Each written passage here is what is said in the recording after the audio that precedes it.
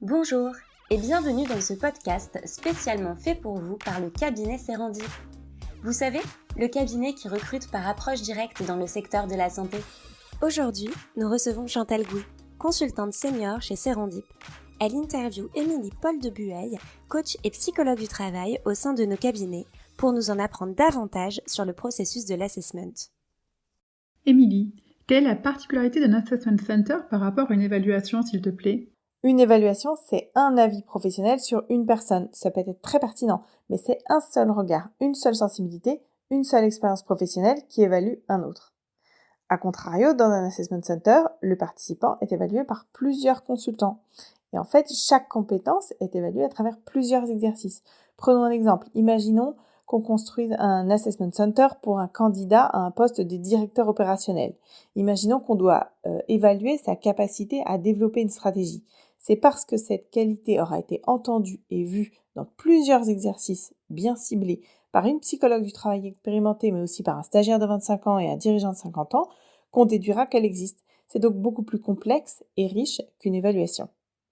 Ensuite, l'assessment est vécu très différemment par rapport à une évaluation. Paradoxalement, il est souvent vécu comme un cadeau. Parce que oui, c'est l'occasion de réfléchir à sa personnalité au travail, à ses aptitudes, à son style cognitif, à ses croyances et à son contexte professionnel.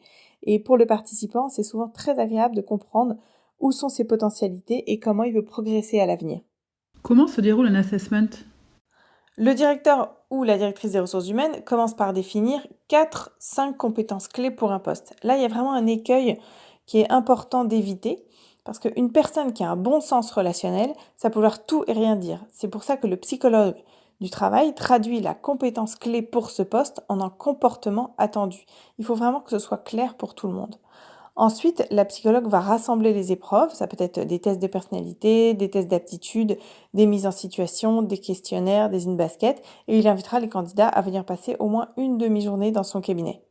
Le premier compte-rendu est fait oralement aux participants, aux candidats, parce que selon moi, c'est capital que ce participant ait le droit de dire à quel point il est en accord ou en désaccord avec ce qu'on a mis en lumière dans l'assessment.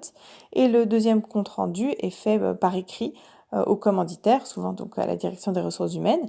Et dedans, il y a une description des compétences, une recommandation et des clés très concrètes pour créer les conditions de la performance.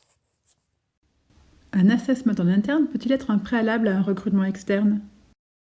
Oui, tout à fait. Et voilà 2 exemples. Premier exemple, imaginons un poste vacant dans une entreprise.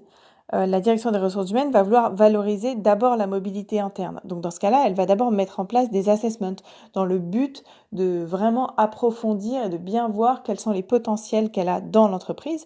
Et si ces assessments sont non concluants, alors on mettra en place un recrutement externe. Mais comme en interne, chacun aura eu sa chance, le recrutement externe sera souvent mieux accepté. Et deuxième exemple, un assessment center peut être mis en place en amont pour faciliter le recrutement d'un futur DG. Là, on prévoit les deux en même temps. L'assessment et le recrutement externe auront lieu. En fait, l'assessment a pour but de recruter un dirigeant en fonction des forces, des potentiels et des besoins des N-1.